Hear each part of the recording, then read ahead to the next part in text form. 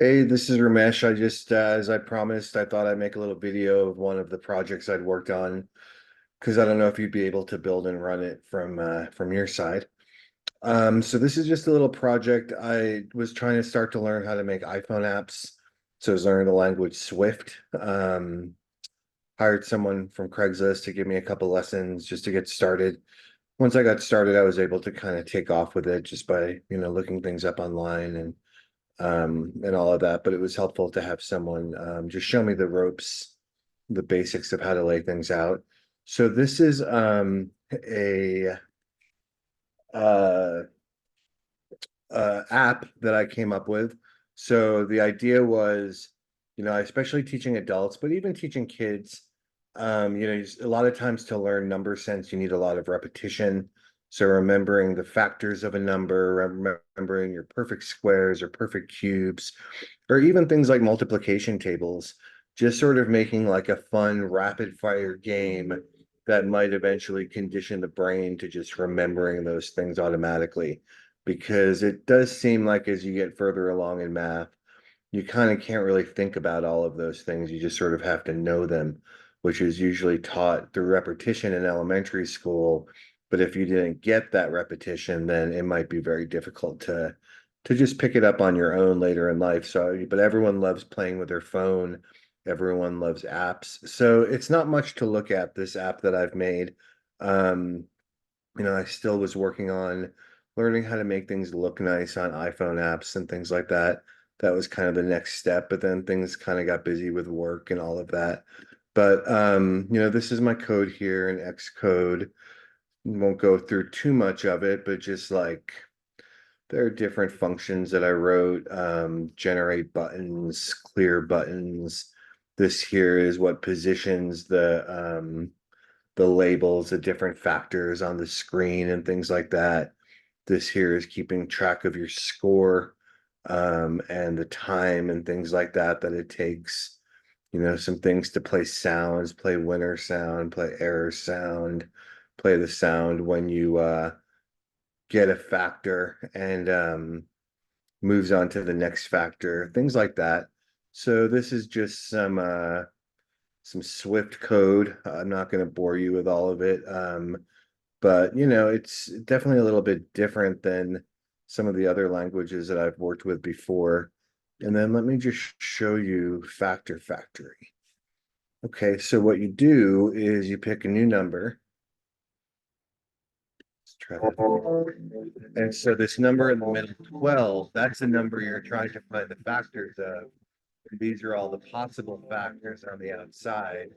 And then it tells you the number of seconds, and it tells you the number of factors that this number is going to have. So I would pick one, and then I have the number of factors left. If you see at the top would be five, I pick another one, the number of factors at top would be four.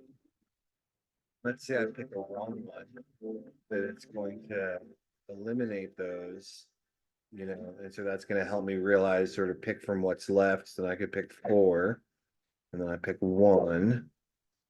I just do this to finish it. And then it tells me I won. I came up with a little scoring system. It's still kind of under review, but sort of you gain a certain number of points if you get it right on the first try. And then each time you miss one, you go down by a point, and then factoring in the time as well. So let's just look at one more. Well, one other thing we can do. So I have a little settings screen. So one thing you could do is you could lower the number of choices. So then it becomes kind of like a true false problem. One of these is right. Can you figure out which one it is? And then it tells you you win. And then it keeps track of your scores, hopefully, when it's working. Yep. So this was some other scores from previous iterations of it, but it tells you your score and your time. And some of the next steps were going to be to then, have like a quiz mode where the ones that were harder, that you scored lower, took more time, it would sort of present those to you again. And you can also change the number difficulty. You can also go to more choices. So I'll show you that. So I have a whole bunch of choices. You can see here, there still needs a little bit of work. It's repeating the same factor a bunch of times, so that's not good. Um, but I think that's just because it's only picking numbers less than the number in the middle. Um, and there's only so many for this number of factors. So, I didn't take this to the extreme. I put a little time into it just to sort of see if I could get something running and got it to a certain stage where I could show people. And then, now it'd be about working out the kinks and making things look a lot nicer. And then, you keep track of your score.